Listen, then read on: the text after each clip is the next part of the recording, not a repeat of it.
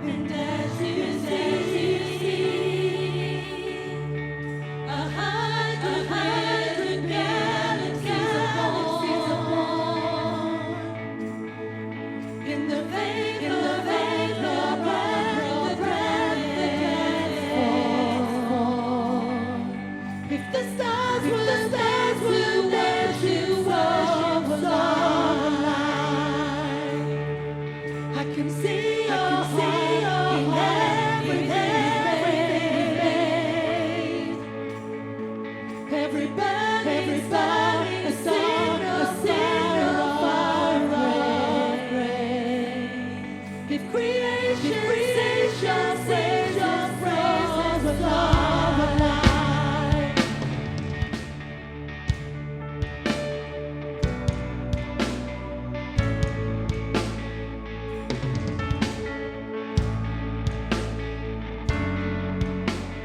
God of your promise, you don't speak in vain, no syllable empty or void.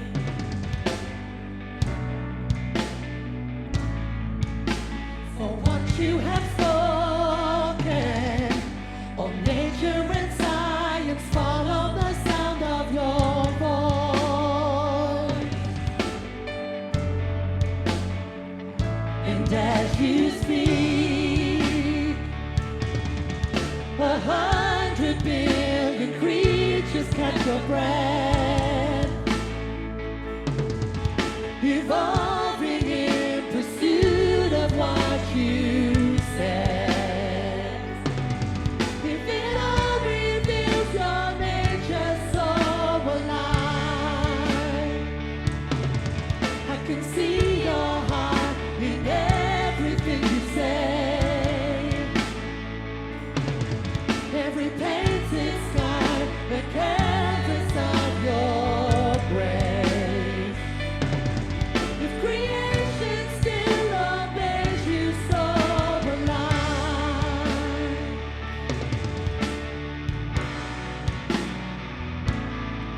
if the stars were made to worship so alive, if the mountains bow in reverence so alive,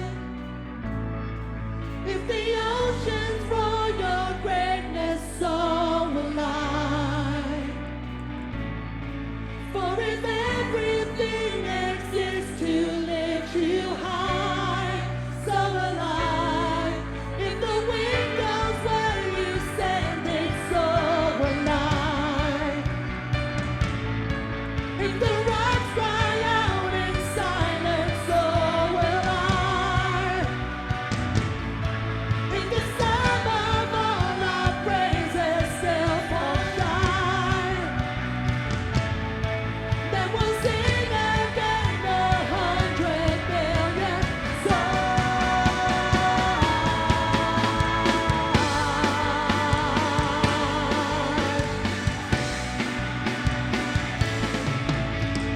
God of salvation, you chased out my heart through all of my failure and pride.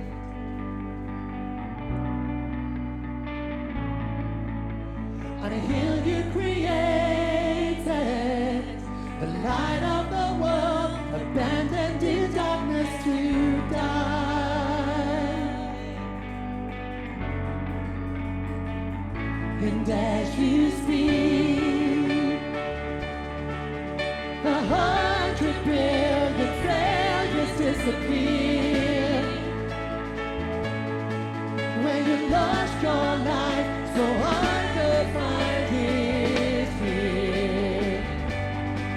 If you left the grave behind you, so alive, I can see your heart in everything you've done. Every part designed a work of art for life. If you let me just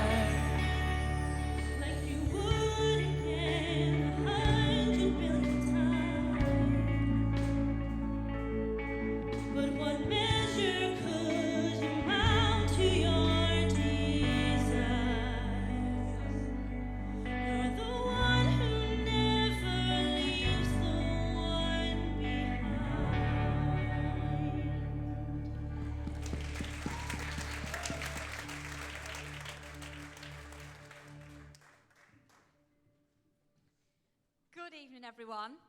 Welcome to you all. They're pretty incredible lyrics, aren't they, tonight? One of the lines you've just seen on there in the screen as well is, so if you left the grave behind, so will I. And we want to talk a little bit tonight about hope and about freedom and possibly leaving some of the graves that we can find ourselves in behind. Now, one of my favourite literary characters is Miss Havisham from Great Expectations by Charles Dickens.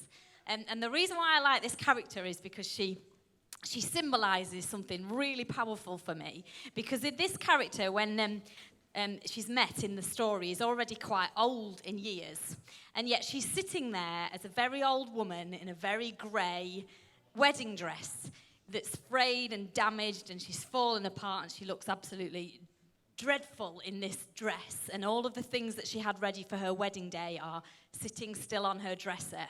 And the truth is that when she was much, much younger, she had this great expectation that she was going to get married. And then on the day of the wedding, she was jilted at the altar. And from that day on, life just stopped. Time didn't stop, but she stayed at this one event and sat there in her wedding dress for the rest of her life, never moving on from this one event. And it really speaks to me, because how often can we find ourselves captive to something that no longer is our present situation and experience, but yet we still live there. And I think most of us can identify with disappointments of things that we wanted to work out in our mind, in our body, in our relationships. We all have those things that we had those great expectations of, and it didn't quite go to how we saw it panning out. And I recognise that and very much can identify with it. However, on the other side, I also fully, absolutely can recognise experiences where there's been possibility, where there's been transformation, where something that was down and out, all of a sudden we overcome. And so there's also those sorts of experiences that we can all see a light at the end of the darkness and a sunrise that comes to a new day. So tonight we want to sort of think about, well, how do we possibly find those hopeful and freeing experiences within the graves that we might have found ourselves in, of whatever shape and size? Because the truth is that the symbol of Christianity is obviously often Jesus on the cross, but you've also got this wonderful symbol of an empty tomb, because he ain't there anymore. And so there's resurrection and there's hope and there's life. So we hope you'll go on this journey with us tonight to find great, great, great freedom. So let's carry on that journey right now.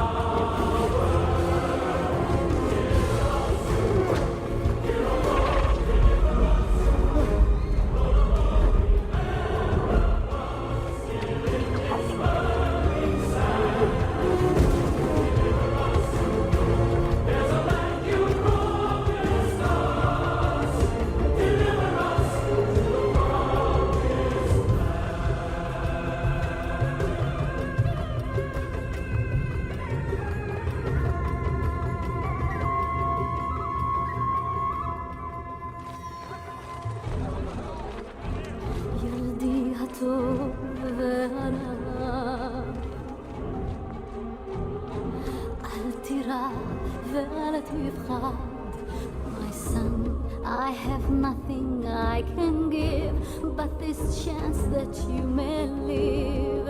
I pray we'll meet again if you will deliver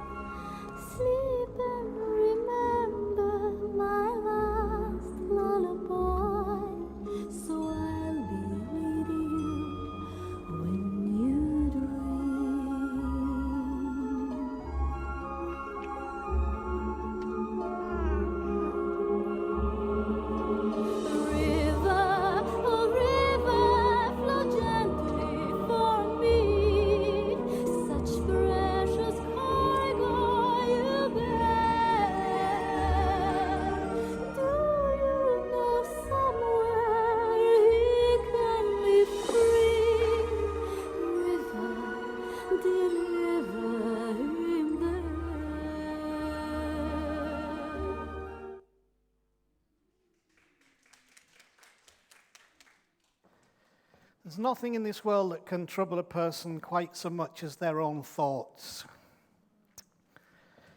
And in a strange way, we can become enslaved and captives, imprisoned, in bondage, not necessarily to the situation, but to the thoughts that spin around in our mind and begin to hold us captive, especially when those thoughts are on opposite spectrums, like injustice, when we feel life is just not fair, that what we'd hoped, what we'd planned, what we thought is just not quite figuring out, and we feel this sense of injustice, and that goes around, and we become captives and slaves to this sense of the world's not fair, and it troubles us and bothers us, and we can't shake it. And then on the other end of the spectrum is the feeling of guilt.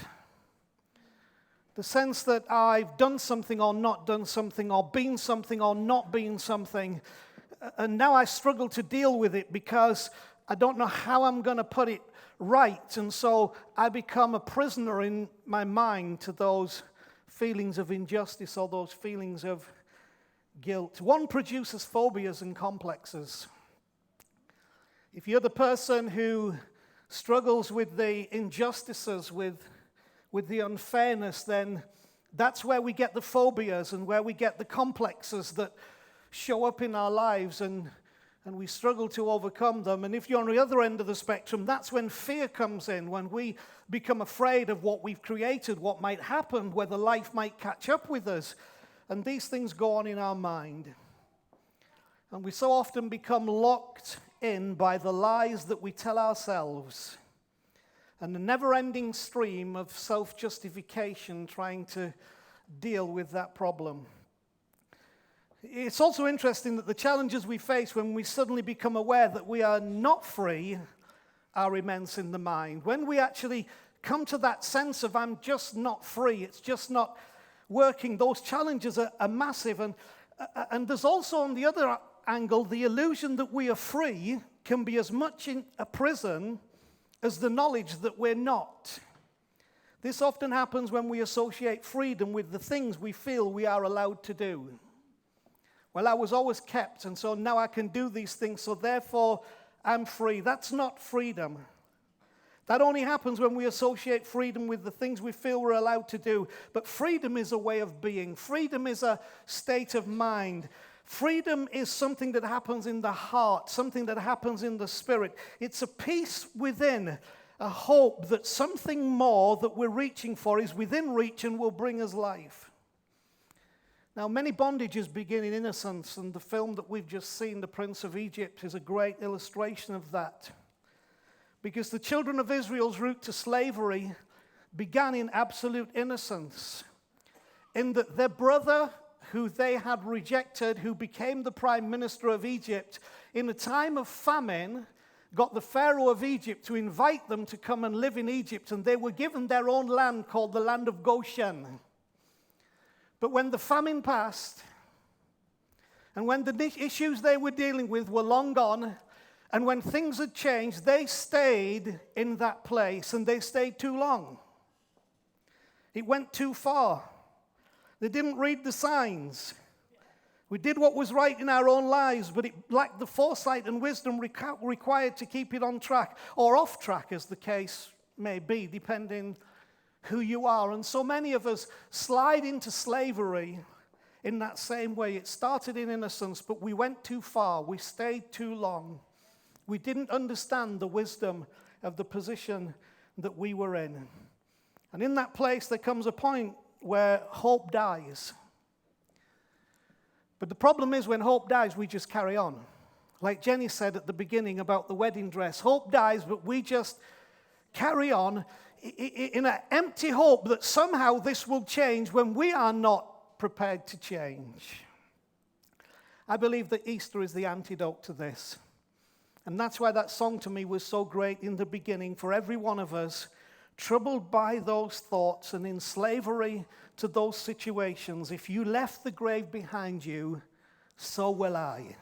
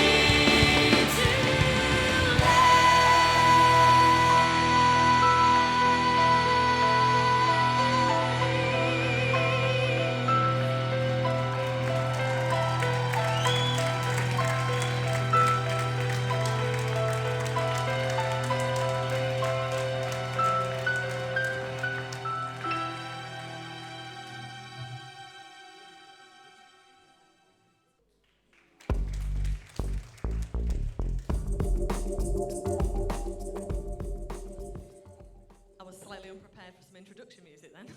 Never mind. So it's me tonight because none of you have manned up and come this week to say that it's going to be you doing it. And I know every one of you has got a story to tell. So please come and talk to us. If you just don't know how to say it, then come and tell us what your story is and we'll try and help you because we want to hear your stories as well because I'm running out of stories. I know you can't believe it, but I'm running out of stories. But this week, I'm doing this bit, and I wanted to just quickly tell you sort of my experience of hope and freedom on two counts, one on a personal level and one on a film that I've watched and I experienced that I thought I should share with you. On the personal side of it, for me, I always believed I was a person of hope. I believed I had hope. I thought I always had hope in things, and it was great until suddenly one day the rug was pulled out from under my feet, and what I thought was hope turned out not to be there, and I wasn't quite sure. And I remember my friend coming around and me saying to my friend, I've lost all hope in the situation. And she said, oh, you haven't lost hope. She said, you've just lost your plan. And I was like, I don't know. And suddenly, as I looked at my life, what I realized, what I'd called hope for so long had actually been a plan that I had put in place myself and that I was relying on. And when that plan was pulled out from under me, suddenly I had to rely on actual hope. And I didn't know how to find that. I didn't know how to search for that or where that was. And it was a real struggle for me. And I remember coming here one night and Chris standing up at the front and talking about the fact that you couldn't be thankful and hopeless at the same time. So for me, there suddenly was a tangible way for me to find hope. I was able to go home that night and look at all the things that I was thankful for in my life and suddenly realize that while they existed, the last word hadn't been spoken, that there was still something to come, that there was still more. And so for me, that was my only way of holding on to it.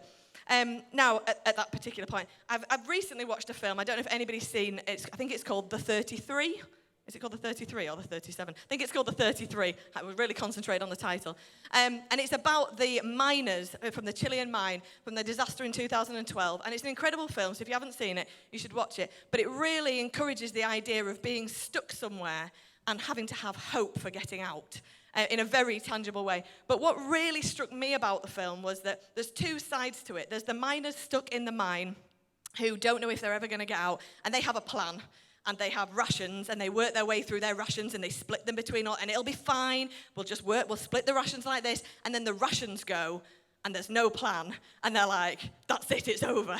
And suddenly it divides them into this group who actually believe they have something to fight for on the outside, and this group who no longer believe they have anything to fight for, and just give up because they are stuck. But as well as them, there is the people on the outside of the mine who are looking in at this situation, who also have to have hope.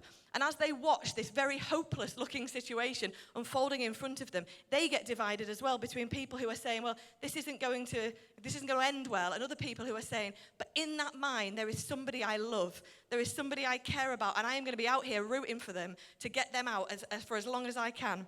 And what I suddenly realized in my life, that I had forgotten that my hopelessness sometimes rubs off on other people. That actually my hopelessness impacts others as well along the way. And my lack of freedom and my trappedness is watched by people I love who are desperate to help me come out of that moment. And so I guess tonight I wanted to encourage you in a few ways. First of all, if you've never seen The 33, you should watch it because it's a really great film. I mean, it's awful, but it's a really great film. And it actually happened, and it's got an all right ending. I'm not going to give it away, but it's got a pretty good ending. So watch that and enjoy it. But secondly, if you are somebody now who is tangibly trying to look for a way to find hope, then I want to encourage you to find the things in your life that you are thankful or grateful for. Because while ever they exist within your life, the last word hasn't been spoken. There's something on the outside. And for those of you who are watching somebody in your lives at the moment who seems to be hopeless, who seems to be in a dark place, who seems to be trapped in a bit of a mine of their own, don't give up hope on them, because stand with them and understand that actually these moments, they take a while, but encourage them to find the things they're grateful for, encourage them to find the things they're thankful for, and encourage them to see the small amount of light that is at the end of the tunnel, and find hope for yourselves.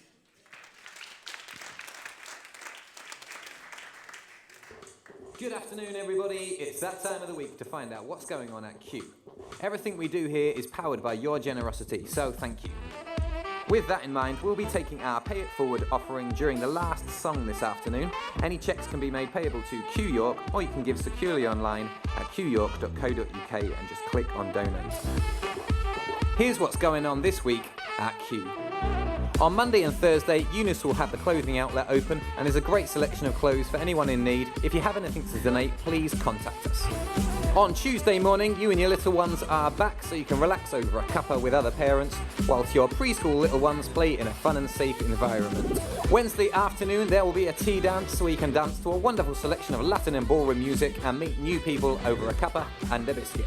Wednesday night at 7:30 this week, we are going to be discussing the movie Collateral Beauty that we watched this last Wednesday. It's free entry and we'd love to see you there. Thursday afternoon from 2 till 4, there's a great social get-together run by the lovely John Band for those aged 55 and over. On Friday night, Urban Live is back at 7:30. That's for aged 11 to 17-year-olds. It's a laugh-a-minute stage show run by Charmaine and her team.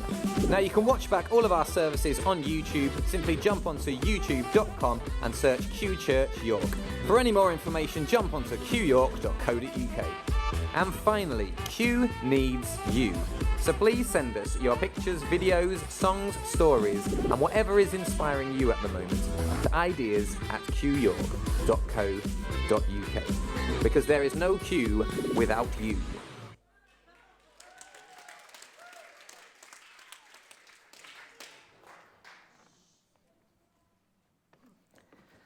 Okay, so let me give you a little context before the next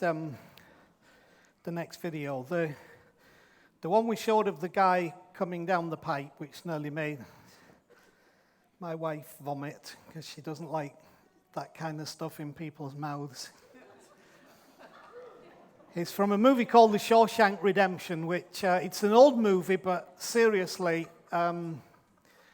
it's well worth watching. And the fact that the word redemption is in there is very interesting because the whole story is really redeeming a situation that has two aspects to it. One of the aspects is that you've got one guy, Andy, the guy you saw on the first movie, who stands wrongly accused and innocent, but finds himself imprisoned for life for what somebody else has done. And then you've got the other guy who's voicing over that, which you can guess who that is. Who was the voiceover? Yes, but he's not called Morgan Freeman in the film. He's called Red. You have the other guy, Red, who is rightly accused and absolutely guilty. So we've got one guy wrongly accused, completely innocent, and the other guy rightly accused and totally guilty, but these two become friends. And Andy commits a selfless act, not just in the seeking to escape from the bondage, the slavery, the captivity, the prison that he found himself in, but in doing that, he was interested in what he would provide for his friend who would follow after him.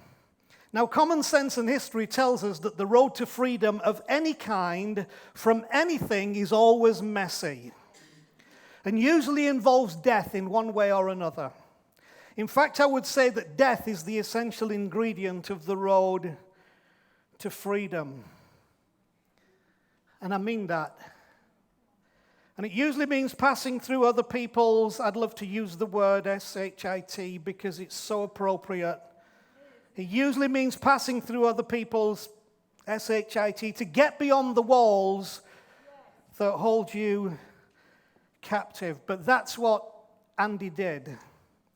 And because Andy did that and had left a gospel, a message of good news with his friend who was guilty, even though he was not guilty, who he was interested in helping, this is how it all worked out.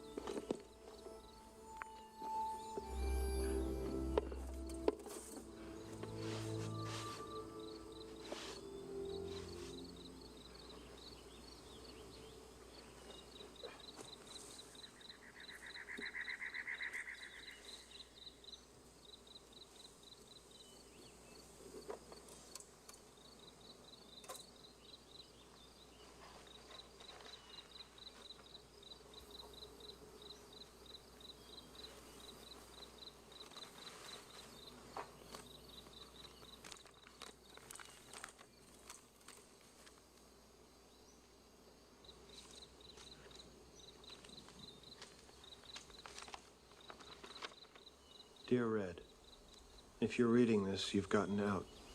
And if you've come this far, maybe you're willing to come a little further. You remember the name of the town, don't you? Zihuatanejo. I could use a good man to help me get my project on wheels. I'll keep an eye out for you, and the chessboard ready. Remember, Red, hope is a good thing, maybe the best of things, and no good thing ever dies. I will be hoping that this letter finds you, and finds you well. Your friend, Andy.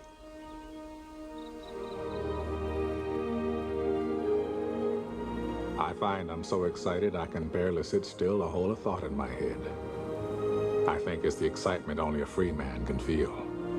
A free man at the start of a long journey whose conclusion is uncertain. I hope I can make it across the border. I hope to see my friend and shake his hand. I hope the Pacific is as blue as it has been in my dreams. I hope.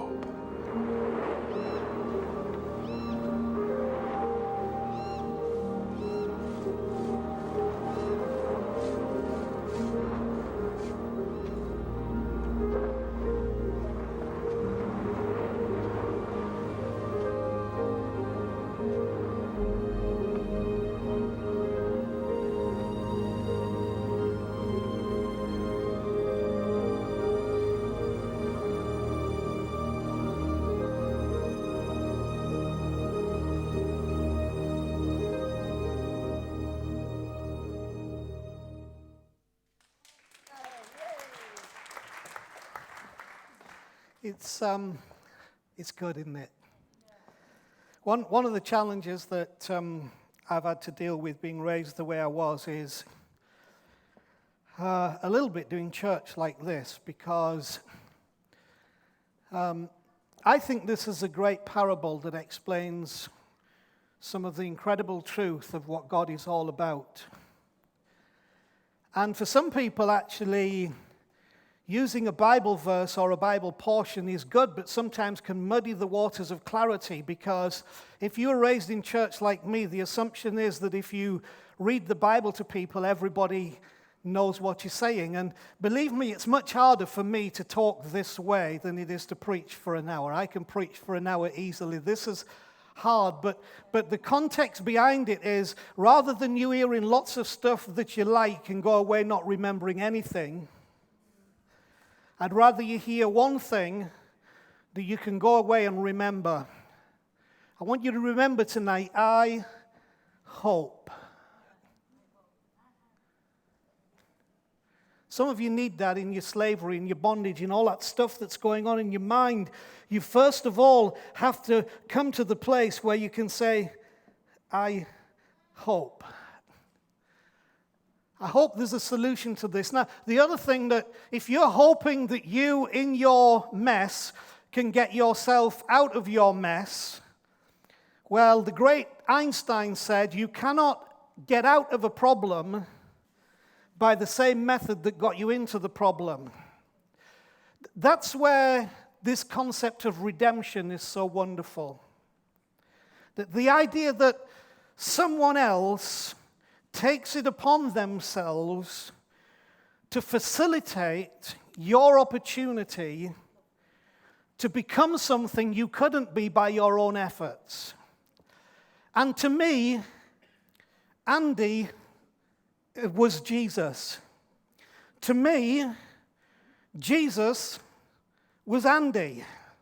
Because here into my own captivity came someone whose concern was not just what they had to face, because in Jesus, basically, just like Andy had to break through that pipe that contained all the stuff that other people had wonderfully deposited for his benefit, that blocked the way to freedom and was the vilest place you had to go, in the same way I believe that Jesus smashed the pipe that was full of our junk and our excrement, of our pathetic attempts at life, and climbed I'm down the pipe. Now, you're not going to find that in Matthew, Mark, Luke, or John, but you're going to find it everywhere in Matthew, Mark, Luke, and John.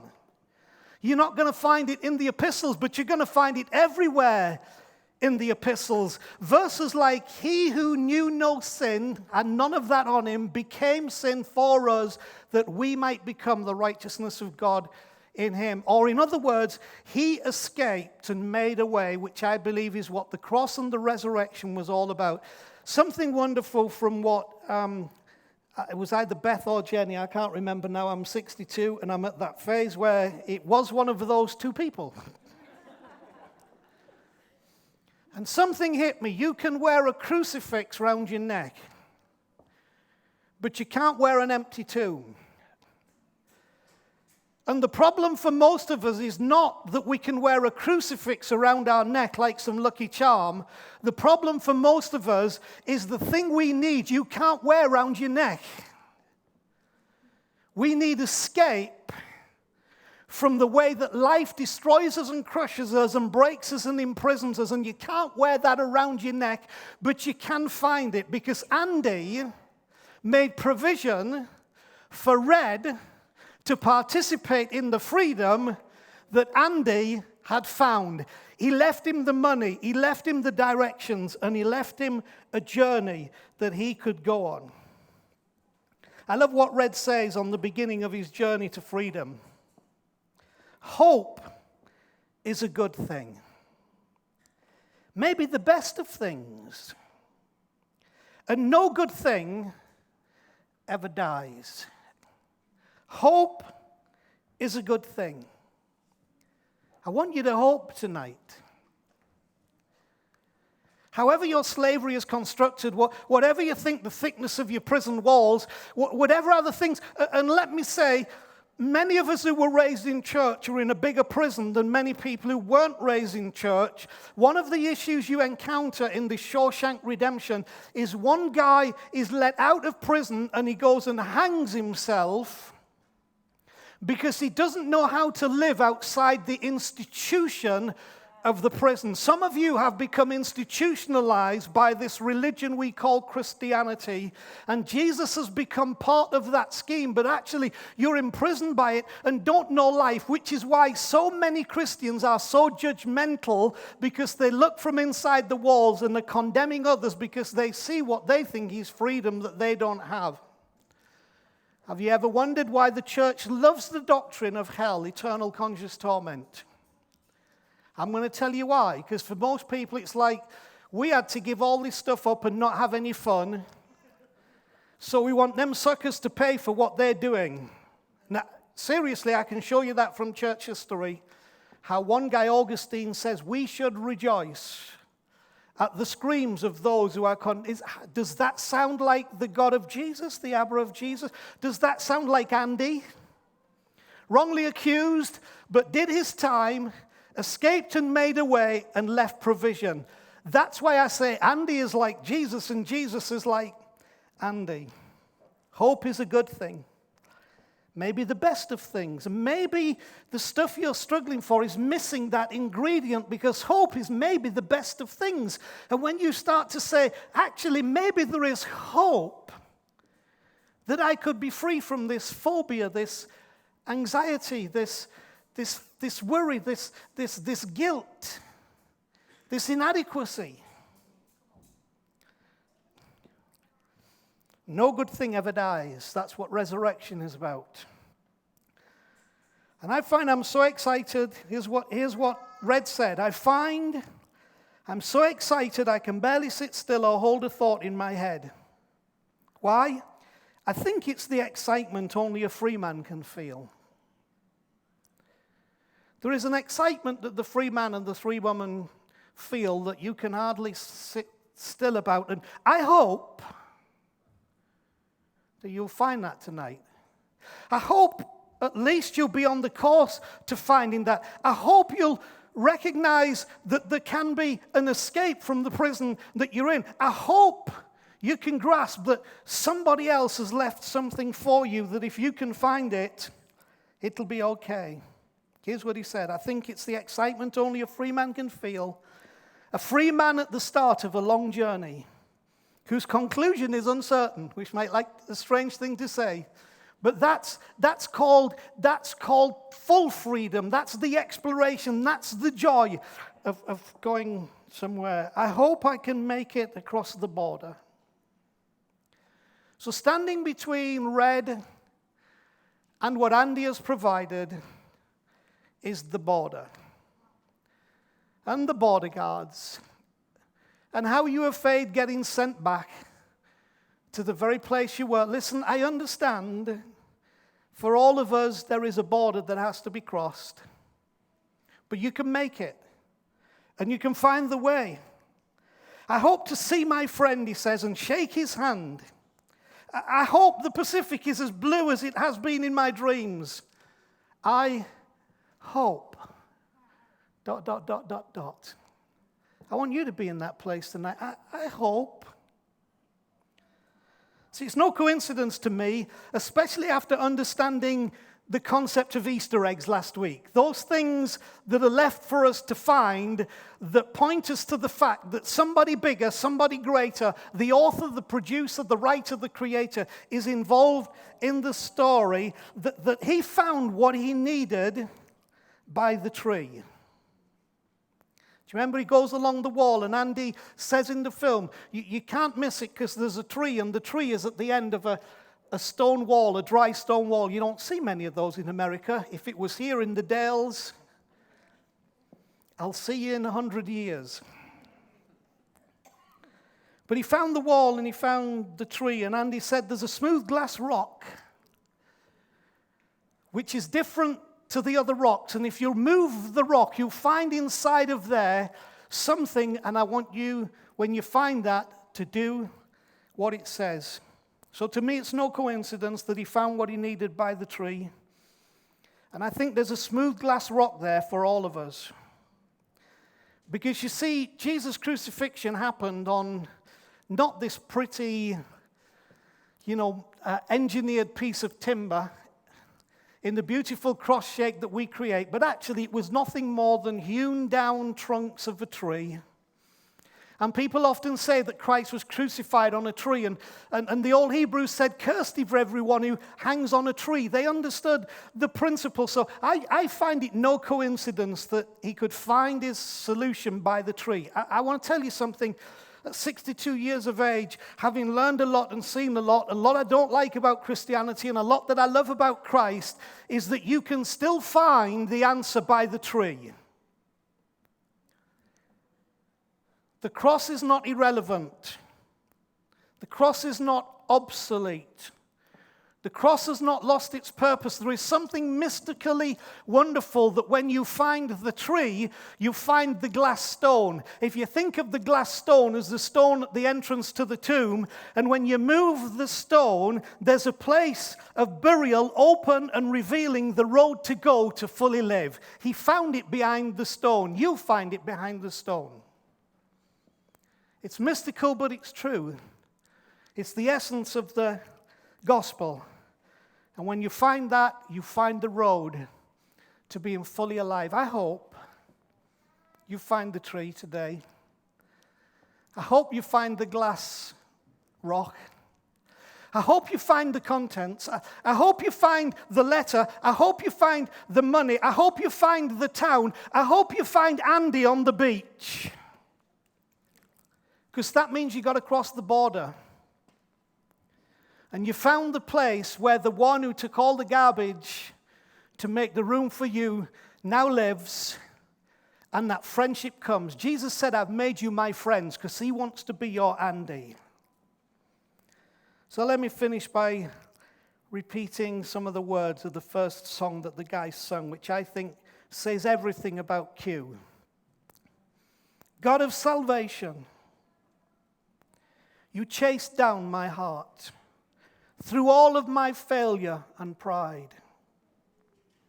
On a hill you created, the light of the world abandoned in darkness to die. And as you speak, 100 billion failures disappear.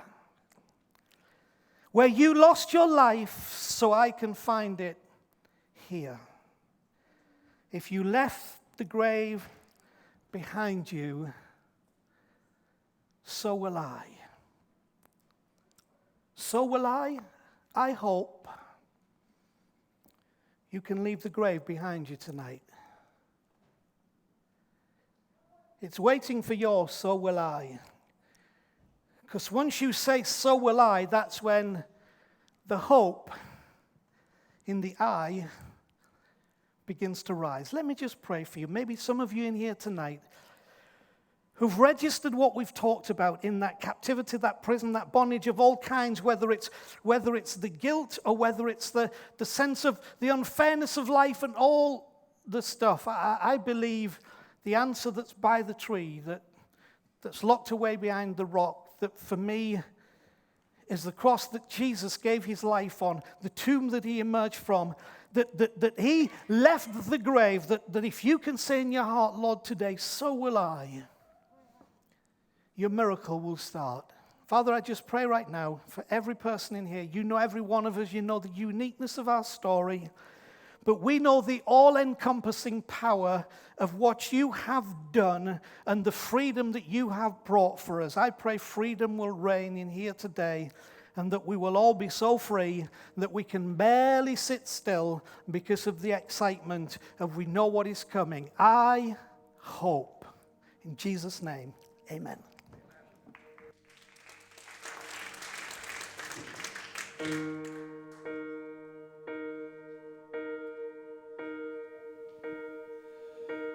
When I am down and oh my soul so weary, when troubles come and my heart burden be, then I am still and wait here in the silence until you come and sit a while with me.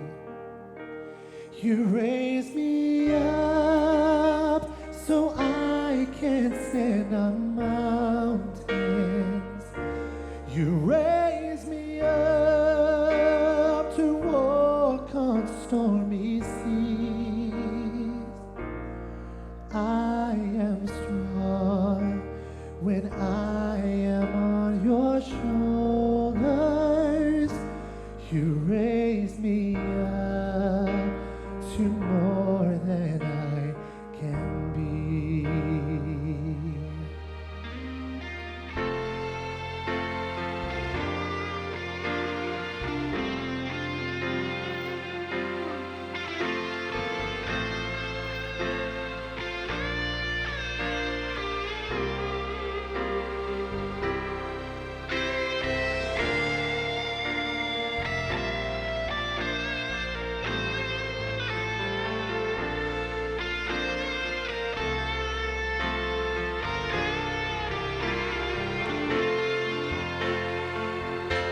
You raise me up so I can stand on mountains.